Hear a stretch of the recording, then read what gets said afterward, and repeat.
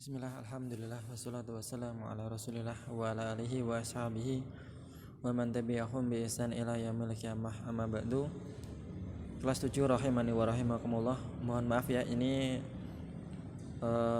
pelajarannya agak molor karena hari ini saya ada jam ngajar yang offline kelas 9 dan kelas 12. Ini baru selesai dan baru sempat memberikan pelajaran gantian ke yang online. Jadi mungkin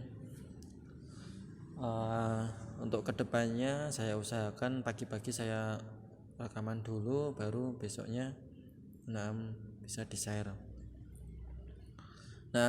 Kita masuk ke pelajaran yang selanjutnya, yaitu pelajaran yang ke-7. Ini mungkin pelajaran yang terakhir sebelum UTS ya. Ini tentang sholat gerhana.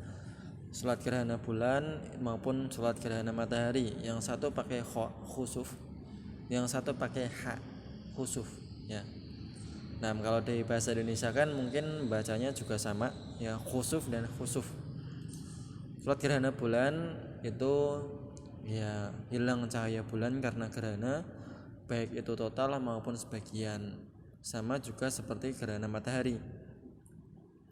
Apabila hilang sebagian atau total itu hukumnya sama, maka dia dianjurkan untuk sholat gerhana. Bagaimana hukum sholat gerhana tersebut? Sholat gerhana ini hukumnya sunnah muakkadah, enggak sampai wajib, tapi dia adalah sunnah yang ditekankan. Yang menunjukkan tentang hal tersebut adalah perbuatan Rasulullah SAW.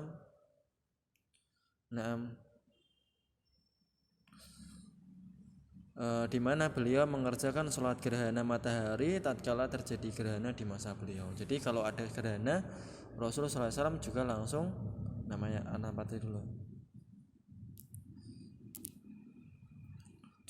sholat gerhana, dan Rasulullah SAW tidak pernah meninggalkan sholat gerhana apabila terjadi di masa beliau. Maka hal ini menunjukkan bahwasanya gerhana tersebut atau sholat gerhana tersebut hukumnya sunnah muakkadah. Sunnah muakkadah. Inna syamsa wal qamara ayatani min ayatillah. Sesungguhnya matahari dan bulan adalah ayat di antara ayat-ayat Allah Subhanahu wa taala. La yankhasifani limauti ahadin, dan tidaklah keduanya tertutup limauti ahadin, karena terjadinya suatu kematian oleh seseorang ya, seseorang yang mati terus gerhana, enggak seperti itu. Wala lihayatin, dan juga bukan karena lahirnya seseorang. Fa idza ra'aitum dzalika fad'ullaha wa kabbirhu wa shallu wa tasaddaqu. Ini amalan yang dianjurkan ketika dia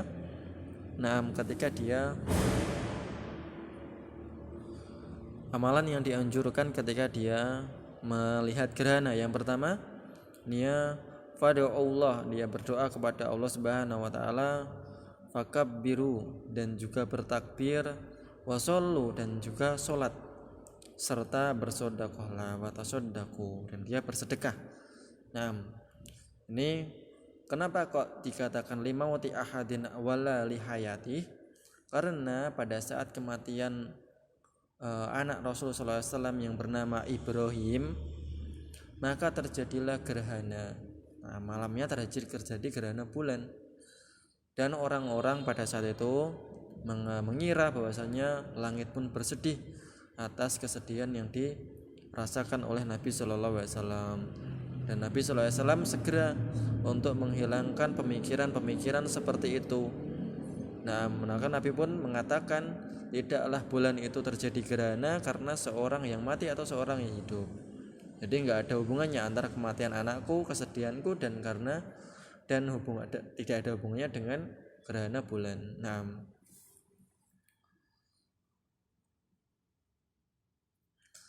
Ini yang terus kemudian yang selanjutnya adalah dia berdoa kepada Allah, kemudian bertakbir dan sholat. Dan sehabis sholat disyariatkan untuk bersedekah. Jadi ini amalan yang terjadi atau yang dilakukan ketika Nabi SAW melihat gerhana bulan. Nah, waktunya sekarang. Waktunya sholat gerhana itu dimulai dari terjadinya gerhana sampai selesai gerhana. Ini kalau bisa. Kalau tidak bisa, ya sebisanya, dan setelah itu dia berdoa, beristighfar kepada Allah Subhanahu wa taala, karena gerhana itu sebenarnya untuk memberikan rasa takut kepada orang-orang, untuk ingat dosa-dosanya. Bahwasanya gerhana ini dari Allah Subhanahu wa taala menunjukkan kekuasaan dari Allah Subhanahu wa taala. Nah, maka dari itu sebagian yang bisa atau yang sunnahnya memang sampai gerhana itu selesai. Panjang notat, iya panjang. Sholat gerhana itu biasanya panjang, bisa panjang banget ya, sejam lebih kadang. Itu kalau mampu. Kalau tidak mampu juga tidak masalah untuk selesai sholatnya sebelum selesainya gerhana bulan atau gerhana matahari tersebut. Nah, kemudian tata cara dari sholat gerhana insya Allah kita akan berikan nanti di pertemuan ke depan. Assalamualaikum warahmatullahi wabarakatuh.